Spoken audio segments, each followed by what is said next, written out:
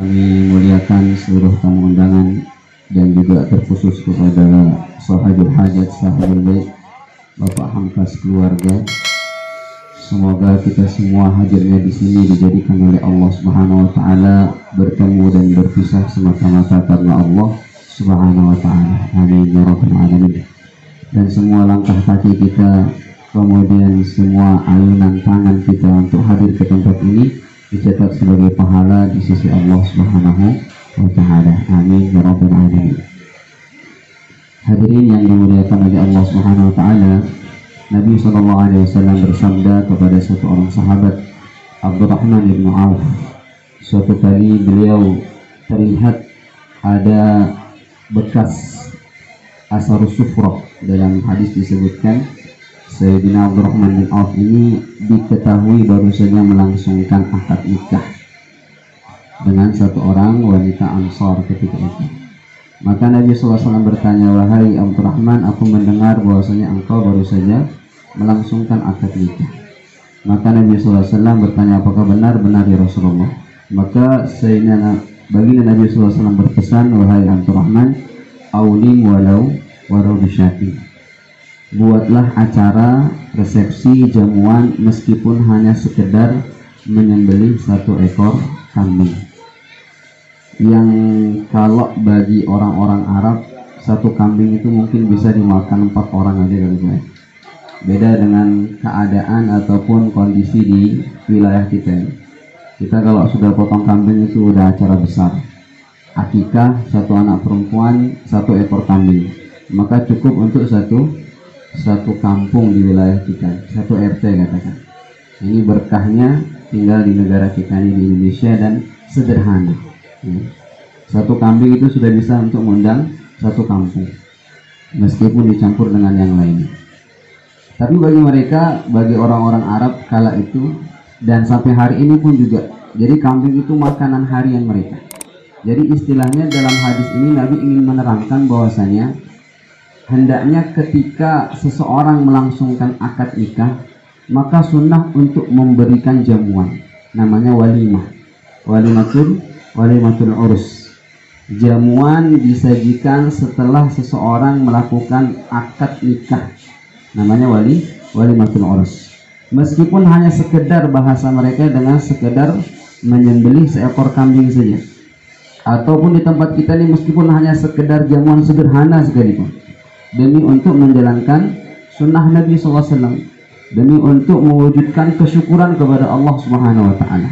Karena pernikahan ini, Bapak yang dimuliakan oleh Allah taala, bukan hanya sekedar menyatukan satu orang laki-laki dan wanita dalam satu bingkai pernikahan, bukan hanya sekedar itu saja. Tapi pernikahan dalam agama kita merupakan ibadah, merupakan perintah Allah Subhanahu wa taala, merupakan sunnah Nabi SAW, merupakan kesempurnaan agama seseorang. Nabi SAW bersabda, barang siapa yang menikah maka ia telah menyempurnakan separuh agama dia. Separuh agama telah tersempurnakan dalam diri dia. Separuh yang lainnya hendaknya dia menjaga dirinya dengan takwa kepada Allah Subhanahu wa taala. Maka pernikahan merupakan ibadah. Sehingga Nabi SAW bersabda memerintahkan a'linu hazan nikah. Untuk pernikahan ini diumumkan, disiarkan untuk semua orang mengetahuinya bahwasanya fulan dan fulanah telah resmi menjadi sepasang suami istri, sehingga tidak ada lagi tanda tanya ataupun kecurigaan ketika 2 laki perempuan ini berjalan bersama-sama. Orang pun telah mengetahui, oh bahwasanya dia sudah resmi sebagai sepasang suami istri. Maka Bapak Ibu yang dimuliakan oleh Allah Subhanahu wa taala, pernikahan adalah sunnah Nabi sallallahu alaihi wasallam. A'linu hadzal nikah. Kemudian Nabi bersabda, waja'aluhu fil masjid. Dan Nabi SAW karena merupakan ibadah nikah ini, maka Nabi SAW memerintahkan sunnah akad nikah itu di masjid. Sunnah mengerjakannya di masjid. Meskipun katakan di tempat yang lain pun tidak masalah. Hanya saja dalam konteks hadis ini Nabi ingin menerangkan kepada kita semua bahwasanya nikah ini sebagaimana ibadah yang lainnya. Sebagaimana ibadah sholat yang kita kerjakan di masjid, sebagaimana kita biasa khataman Quran di masjid, sebagaimana kita banyak zikir, itikaf dan sebagainya pun kita kerjakan di masjid. Nah, karena merupakan nikah ini juga salah satu ibadah yang Allah Ta'ala perintahkan, maka perintah untuk akad nikah pun disunahkan untuk di masjid. A'linu hadzal nikah waj'aluhu fil masajid, dan buatlah akad ini di masjid. Meskipun tidak dilarang ataupun boleh hukumnya kita melakukan akad nikah di mana saja. Katakan di KUA, ya, sebagaimana yang biasa di kantor urusan agama, ketika pihak keluarga yang akan menikahkan meminta itu di KUA, maka boleh di KUA ataupun di rumah ataupun di mana saja. Tapi yang sunnah, yang ingin Nabi SAW fahamkan kepada kita semua, bahwasanya nikah ini adalah merupakan salah satu ibadah, salah satu perintah Allah Subhanahu wa Ta'ala, sehingga layak untuk dilakukan di masjid prosesi akad nikah tersebut. Yang ketiga, Nabi SAW bersabda mengenai kesunahan pernikahan ini, wadribu alaihi bidufuf, yaitu ketika sunnah, ketika menikah ataupun acara resepsi pernikahan, idribu alaihi biduf, untuk kita memukul yang namanya rebana ataupun hadrah, ataupun kita membaca qasidah sebagai bentuk kegembiraan, sebagai bentuk kesyukuran, karena rangkaian ibadah, rangkaian kesempurnaan agama telah diraih oleh seseorang yang mereka ini melangsungkan pernikahan tadi. Bapak Ibu yang dimuliakan oleh Allah Subhanahu wa Ta'ala, maka kita pun juga hadir di tempat ini, menghadiri undangan daripada Bapak Hamka sekeluarga yang akan menikahkan putri beliau. Ini adalah yang pertama, niat daripada sahibul hajat, sahibul bait, bukanlah untuk bagaimana menunjukkan ataupun untuk bermewah ataupun bermegah-megahan dalam acara resepsi pernikahan, tidak. Tapi ini adalah niat yang pertama untuk menunjukkan kesyukuran kepada Allah Subhanahu wa Ta'ala, untuk menunjukkan rasa syukur kepada Allah atas karunia mampu untuk menjalankan perintah Allah dan sunnah Nabi SAW. Sebagaimana hari ini kita buat acara syukuran, katakan seorang diterima menjadi sebagai seorang pegawai, maka dia pun buat syukuran. Seseorang katakan telah mampu lulus daripada pendidikannya dengan predikat ataupun dengan nilai yang terbaik, maka orang tuanya mengadakan syukuran. Dalam urusan-urusan keduniaan kita buat acara syukuran ketika Allah berikan nikmat kita berupa keduniaan. Karena memang janji Allah Subhanahu wa Ta'ala, ketika kita bersyukur Allah akan tambahkan nikmat itu kepada kita.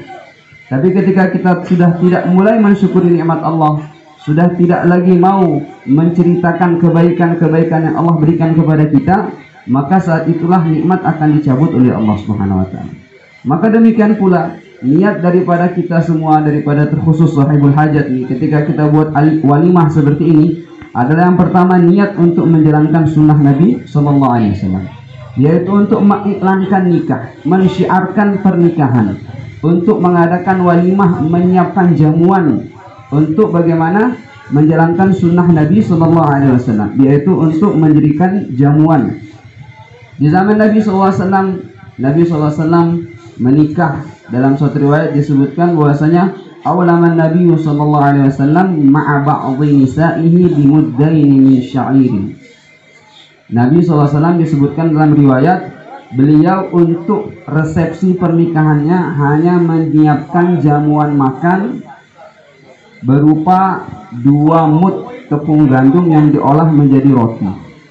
2 mud itu Pak, kurang lebih 1 mudnya 7 on kali 2, 1,5 kilo katanya tepung gandum, kemudian diolah menjadi makanan. Diundang para sahabat untuk mengiklankan bahwasanya Nabi SAW baru saja melangsungkan akad nikah dengan satu orang wanita yang menjadi istri beliau. Artinya apa? Sesederhana itu yang Nabi SAW buat jamuan ketika beliau menikah dengan seorang wanita.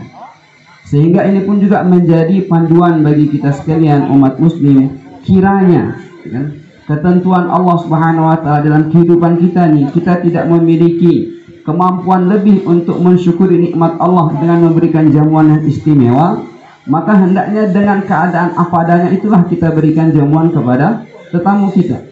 Karena Nabi SAW sendiri sebagai Sayyidul Khalaqi wal Bashar, sebagai seorang yang paling mulia derajatnya di sisi Allah Subhanahu wa Ta'ala, sebagai orang yang paling dicintai oleh Allah, walimah pernikahan beliau pun begitu sederhana. Hanya menyajikan kurang lebih 1,5 kilogram tepung gandum diolah menjadi makanan, menjadi roti, dihidangkan untuk kepada para sahabat radhiyallahu anhum ajma'in.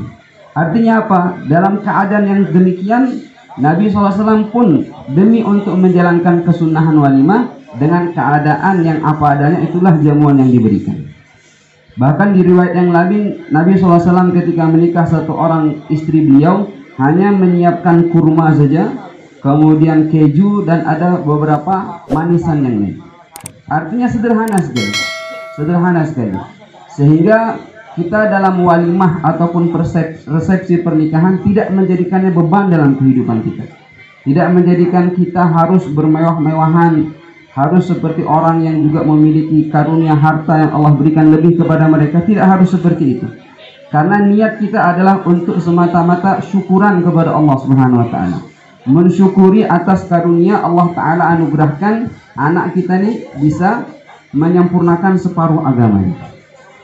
Dalam satu hadis Nabi SAW bersabda, syarrut ta'ami syarrul walimah. Syarrut ta'am ta'amul walimah. Seburuk-buruk makanan, kata Nabi, adalah makanan yang dihidangkan dalam resepsi pernikahan. Seburuk-buruk makanan adalah makanan yang dihidangkan dalam acara pernikahan. Yang seperti apa pernikahannya? Yang ketika diundang dalam pernikahan tersebut hanya orang-orang yang kaya saja, hanya orang-orang yang mampu saja, hanya orang-orang kalangan ke atas saja. Maka itulah kata Nabi sebagai seburuk-buruk jamuan makanan, yang tidak diundang di dalamnya seluruh orang ataupun orang-orang yang tidak mampu pun diundang di dalamnya. Maka itu merupakan syarut ta'am. Kemudian riwayat yang lain Nabi SAW bersabda, ta'amul walimah al-yaumul awal haqqun. Untuk jamuan makan resepsi pernikahan itu hari yang pertamanya merupakan hak, perkara yang benar. Kemudian hari kedua adalah perkara yang sunnah. Katakan di sebagian daerah ada yang mengadakan resepsi pernikahan itu sampai berhari-hari, sampai katakan sampai 7 hari ataupun 3 hari lebih. Maka Nabi SAW melarang ketika kita membuat resepsi pernikahan lebih daripada 2 hari. Hari pertama adalah perkara yang hak, merupakan perintah Allah. Hari kedua katakan kalau kita masih mau buat jamuan lagi di hari yang keduanya, katakan ada tamu yang jauh belum lagi sempat dijamu, maka hari yang kedua masih juga merupakan sunnah Nabi SAW. Tapi kalau sudah hari ketiga Nabi SAW melarang, karena itu merupakan sum'ah ataupun pamer terhadap apa yang Allah anugerahkan kepada dia, supaya dilihat orang bahwasanya ini Masya Allah, orang yang mampu membuat acara yang luar biasa, mewah dan sebagainya. Maka ini adalah sunnah Nabi SAW. Sehingga dalam rangkaian kita buat acara resepsi pernikahan, hendaknya kita lihat bagaimana contoh Nabi dan para sahabat melakukannya. Bahkan satu orang anak Nabi SAW, putri Nabi SAW, Fatimah radhiyallahu ta'ala anha, ketika ditawari, ketika hendak menikah dengan Sayyidina Ali karramallahu wajhah, sepupu Nabi SAW, itu pun acara pernikahan sederhana sekali. Padahal kita tahu Fatimah adalah merupakan Sayyidah Nisa'i Ahlul Jannah, orang yang paling mulia di kalangan wanita, sebagai pemimpin wanita nanti dalam surga. Itu acara walimahnya sederhana sekali. Bahkan ketika Nabi SAW dikunjungi oleh Sayyidina Ali untuk melamar Fatimah, maka orang-orang sahabat ketika itu berkata, wahai Ali, cobalah kamu pinang Fatimah itu kepada Nabi SAW. Maka Ali katakan, aku tidak memiliki apa-apa untuk bisa menikah. Maka akhirnya setelah didesak oleh kawan-kawan yang lain, Sayyidina Ali pun datang menjumpai Nabi SAW. Ketika di hadapan Nabi dengan segala kemuliaan, dengan segala kewibawaan yang ada dalam diri Nabi, Sayyidina Ali tidak mampu berkata apa-apa. Maka ditanya, wahai Ali, apakah hajat yang sehingga engkau datang kepada aku? Sayyidina Ali pun hanya diam saja. Maka Nabi SAW menjawab, aku mengetahui bahwasanya engkau datang untuk meminang anakku Fatimah radhiyallahu ta'ala anha. Maka dalam hal mahar, dalam hal mas kawin, ini juga menjadi contoh kehidupan Nabi dan keluarga beliau serta para sahabat. Seperti apa sih mahar yang sebenarnya sunnah dalam agama kita ini? Mahar ulama sebutkan dalam kitab fikih, la hadda li aqallihi wa la li aktsarihi. Untuk ukuran mas kawin tidak ada batasan berapa paling sedikitnya dan berapa paling banyaknya mahar yang diserahkan satu orang laki-laki kepada calon istrinya. Yang penting dalam kitab fikih disebutkan yang penting mahar itu berupa harta yang bisa dimanfaatkan ataupun jasa. Seperti dalam satu hadis Nabi SAW bersabda kepada seorang pemuda, "Kenapa kamu tidak menikah?" "Ya Rasulullah, saya tidak punya biaya untuk menikah. Saya tidak punya uang mahar untuk memberikan mahar kepada calon istri saya." Maka Nabi bersabda, "Iltamisu walau khataman min hadidin." Kamu cari cincin meskipun hanya cincin terbuat daripada besi. Artinya apa? Dengan mahar cincin besi itu pun bisa dijadikan mahar. Tidak ada batasan berapa paling minimal dan berapa paling banyak. Ketika seseorang memiliki kemampuan lebih, maka sunnah untuk memberikan lebih kepada calon wanitanya, calon istrinya, mempelai wanitanya. Karena hikmah daripada disyariatkannya mahar ini adalah untuk sebagai bentuk penghormatan, sebagai bentuk memuliakan wanita ketika hendak dipinang oleh seorang laki-laki. Maka Nabi SAW ketika hendak menikahkan Ali dengan Fatimah, maka Nabi bertanya kepada Ali, "Wahai Ali, kamu punya apa untuk kamu bisa jadikan mahar menjadikan Fatimah halal menjadi istri kamu?" Maka Sayyidina Ali katakan, "Saya nggak punya apa-apa ya Rasulullah." Tidak punya apa-apa. Maka juga Bapak Ibu yang dimuliakan oleh Allah Ta'ala, maka untuk urusan menikahkan anak-anak kita, putra putri kita ini jangan dipersulit. Jangan kita persulit. Nabi bersabda, "Idza atakum man tardawnahu dinakum fazawwijuhu." Nabi bersabda, bagi Bapak Ibu yang memiliki putri, anak perempuan, kalau datang kepada kalian satu orang laki-laki yang baik agamanya, meminang putri kalian, maka nikahkanlah dia dengan putri kalian. Standar ukuran pertama apa Pak? Agamanya. Anak laki-laki itu merupakan orang yang saleh. Karena insya Allah Bapak Ibu yang dimuliakan oleh Allah Ta'ala, kalau laki-laki ini orang yang saleh, terpelihara agamanya, menjaga perintah Allah, menjaga salat, maka bisa dipastikan dia akan menjaga perintah-perintah Allah yang lain. Bisa dipastikan bahwasanya pemuda ini adalah seorang yang bertanggung jawab. Orang yang menjaga salatnya, Nabi katakan mesti dia akan mampu menjaga perintah Allah yang lain. Maka layaklah laki-laki seperti ini untuk kita nikahkan dengan anak perempuan kita, untuk kita nikahkan dengan putri kita. Kalau yang kita jadikan standar ukuran adalah materi, Bapak Ibu yang dimuliakan oleh Allah Ta'ala, maka materi belum tentu menjadikan anak kita bahagia bersamanya. Materi bukanlah syarat kebahagiaan seseorang.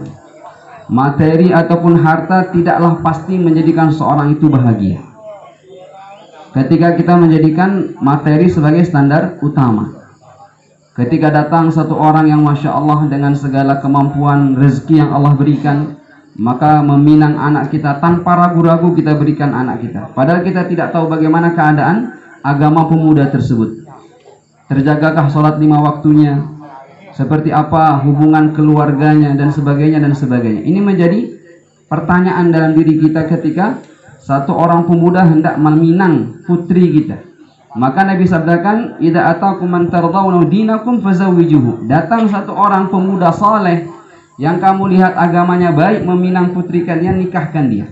Wa illa taf'aluhu takun fitnatun fil ardi wa fasadun kabir. Tapi kalau tidak, Nabi SAW bersabda, itu akan menjadi fitnah dan akan menjadi kerusakan yang besar. Terkadang kita lebih rela melihat anak kita dibawa sama laki-laki lain yang bukan mahramnya, dibawa ke sana kemari, ketimbang ketika datang satu orang pemuda yang soleh, yang dengan kesungguhannya hendak meminang anak kita.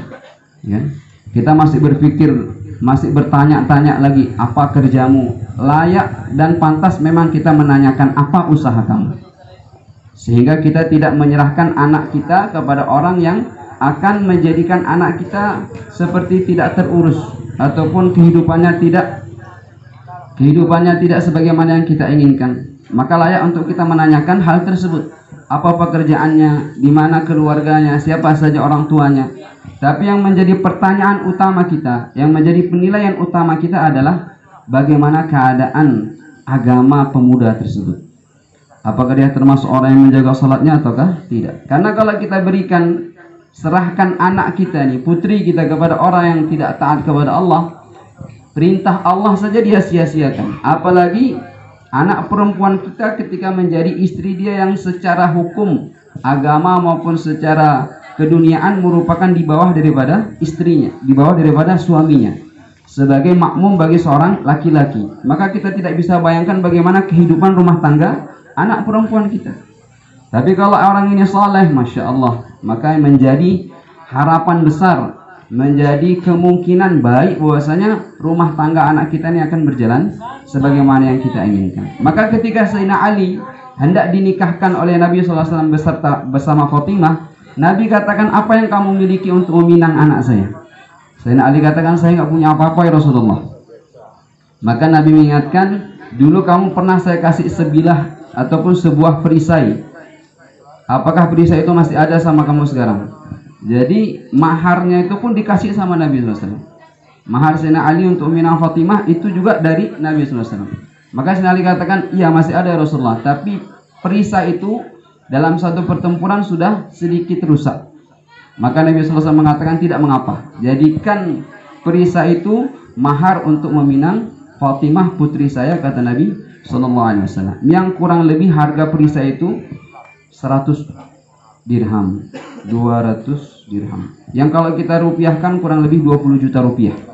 Dengan harga uang kita sekarang 20 juta rupiah. Jadi dalam ukuran mahar tidak ada batasan tertentu. Tidak ada kadar terendah dan tidak ada berapakah maksimal mahar yang diberikan seorang laki-laki kepada calon istrinya. Sampai Nabi bersabda, iltamisu walau khataman min hadid. Dengan cincin besi sekalipun itu sudah sah untuk jadikan mahar. Sebagai bentuk bagaimana memuliakan seorang wanita.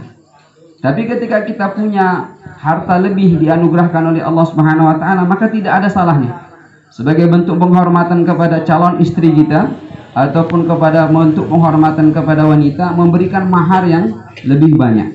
Diriwayatkan dalam satu hadis dalam kitab Hayatus Sahabah, anak Sayyidina Ali namanya Hasan bin Ali bin Abi Thalib radhiyallahu taala anhuma ini pernah menikah dengan satu orang wanita.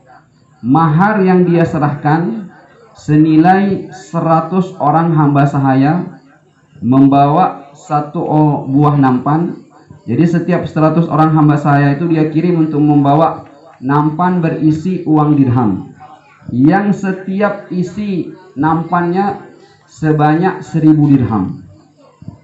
1000 dirham dibawa oleh 100 orang hamba perempuan, diserahkan sebagai mahar kepada seorang wanita. Yang kalau kita hitung-hitung sekarang kurang lebih mahar yang diserahkan oleh Sayyidina Hasan anak Sayyidina Ali kepada calon istrinya sekitar 5 miliar rupiah, 5.000 juta, 5 miliar rupiah. Jadi dalam nominal segitu, dalam ukuran 5 miliar rupiah itu pun juga tidak dilarang dalam agama. Yang penting niatnya adalah untuk bentuk memuliakan, bentuk penghormatan kepada seorang wanita ketika memang kita memilikinya. Tetapi ketika kita tidak memiliki apa-apa, sebagai seorang pemuda, kita sebagai orang tua hendaknya tidak mempersulit anak-anak kita, putra-putri kita ketika mereka sudah saatnya untuk menikah. Di antara sebab Bapak Ibu yang dimuliakan oleh Allah Ta'ala hari ini, bagaimana begitu maraknya, begitu menjadikan kerisauan bagi kita semua sebagai orang tua melihat bagaimana hubungan laki perempuan, putra putri kita tuh sudah seperti tidak ada batasan lagi. Kita dengar berita, baca di koran dan sebagainya, bagaimana hubungan laki perempuan yang terjadi di luar hubungan pernikahan sudah sangat sering sekali terdengar. Ini di antara sebabnya apa? Karena kita masih mempersulit untuk menikahkan putra putri kita. Masih sulit untuk menikahkan putra-putri kita. Di antara persyaratan yang begitu menyusahkan dan sebagainya, harus bawa mahar 100 juta, harus menyiapkan uang seserahan kalau bahasa Sunda itu, harus menyiapkan uang jujuran untuk acara dan sebagainya. Menyusahkan, sehingga yang tadinya niat untuk menyempurnakan agama pun tidak tertunaikan, sehingga pun menyebabkan fitnah yang lebih besar, menjadikan hal-hal yang tidak diinginkan oleh kita semua. seorang terkadang Masya Allah melakukan hal yang semestinya tidak dilakukan di luar pernikahan, mereka lakukan di luar bingkai daripada pernikahan. Mengapa? Karena kita terkadang masih sulit, mempersulit putra putri kita untuk kita nikahkan mereka. Maka Nabi SAW bersabda, yassiru wa la tu'assiru, mudahkan. Wa ankihul ayama minkum wasalihina min ibadikum. Allah Ta'ala berfirman, nikahkan orang-orang wanita-wanita kalian, putri-putri kalian dengan laki-laki yang saleh. Iyakunu fuqara yughnihimullah. Kalau katakan laki-lakinya itu orang fakir, kata Allah, Allah yang akan berikan mereka kekayaan. Dulu Bapak Ibu yang dimuliakan oleh Allah Ta'ala, orang tua kita yang mungkin sekarang hari ini sudah punya cucu, mungkin kalau kita tanyakan proses pernikahan mereka dulu seperti apa, tidak memiliki apa-apa, bisa kita pastikan katakan. Sehingga datang merantau ke tempat kita ini Kalimantan dalam keadaan dulu hidup di kampung tidak memiliki apapun. Artinya dalam kehidupan ekonomi masih dikatakan susah. Tapi dengan janji Allah Ta'ala, pernikahan itu akan menjadikan seorang itu kaya. Iyakunu fuqara yughnihimullah. Kalau dia fakir, Allah akan kayakan. Dengan sebab apa? Dengan sebab pernikahan. Janji Allah Subhanahu wa Ta'ala. Maka kita jangan ragu-ragu, jangan khawatir ketika hendak menikahkan putra-putri kita. Datang satu orang laki-laki, kamu gak ada kerjanya, gak ada ininya dan sebagainya. Patut dan layak untuk kita tanyakan. Bukan berarti kita tidak melihat dalam hal itu.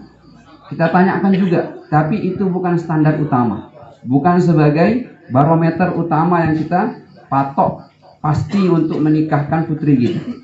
Bapak Ibu yang dimuliakan oleh Allah Subhanahu wa Ta'ala. Tapi alhamdulillah orang tua kita setelah mereka menikah, kemudian merantau, usaha, Allah berikan rezeki. Sebagaimana keadaan kehidupan kita hari ini, yang penting ada kesungguhan untuk mengikhtiar mencari rezeki Allah Subhanahu wa Ta'ala, maka Allah akan tunjukkan jalan. Berbanding kita mempersulit untuk menikahkan putra putri kita, berlaku hal-hal yang tidak kita inginkan, pergaulan laki perempuan yang sudah tidak bisa kita bendung lagi. Belum lagi bagaimana media hari ini, HP terutama, Masya Allah, menjadikan anak-anak kita nampaknya di kamar dia, tapi di kamar itu dia mampu berhubungan dengan semua orang yang ada di dunia ini. Maka nggak ada solusi lain, karena fitrah wanita suka sama laki-laki, fitrah laki-laki suka sama wanita. Maka agama memberikan solusi, namanya pernikahan, nikah. Maka Nabi bersabda, orang yang menikah dia akan menyempurnakan separuh agama. Dia dalam urusan hubungan ataupun dalam urusan kecintaan, kesenangan kepada lawan jenis itu sudah ada solusinya. Tinggal yang lainnya takwa kepada Allah Subhanahu wa Ta'ala. Maka Bapak Ibu yang dimuliakan oleh Allah Subhanahu wa Ta'ala, yang ingin kita sampaikan kesimpulan daripada semua ini adalah bahwasanya nikah ini sunnah Nabi SAW. Hendaknya kita buat pernikahan, acara resepsi dan sebagainya mengikuti sunnah, ya kan? Nabi perintahkan untuk pukul rebana, qasidah, sunnah sebagai gambaran bentuk kesyukuran dan kegembiraan. Tapi jangan sampai kita kelewatan mendatangkan ataupun menghadirkan acara hiburan yang menjadikan kita lalai, bahkan menjadikan isi pernikahan yang tadinya tuh mestinya pahala, yang tadinya mestinya bernilai ibadah, menjadi maksiat di dalamnya. Ketika kita mengundang hiburan-hiburan yang tidak sesuai dengan syariat agama kita, yang tadinya mestinya dapat pahala, yang tadinya merupakan ibadah pernikahan, walimah juga merupakan ibadah, menjadi maksiat. Yang kedua adalah urusan mahar. Hendaknya kita tidak mempersulit, karena urusan mahar, anak Nabi SAW saja dipinang dengan mahar yang dihadiahkan oleh mertuanya sendiri. Hadiah itulah yang dipakai untuk meminang anak perempuan daripada Nabi SAW. Bahkan Nabi bersabda, carilah mahar meskipun hanya cincin daripada besi sekalipun, ya. Artinya apa? Memudahkan anak-anak kita. Artinya itu nilai terendah meskipun segitu katanya. Tapi kalau kita punya lebih, alhamdulillah. Sayyidina Hasan bawa mahar berapa Pak? 5 miliar, ya. 5 miliar untuk menikahi dengan salah seorang perempuan. Kemudian yang ketiga adalah hendaknya kita menjadikan standar pemilihan ataupun standar ukuran ketika hendak menikahkan putri kita adalah daripada agamanya. Kalau dia adalah orang yang soleh, bisa kita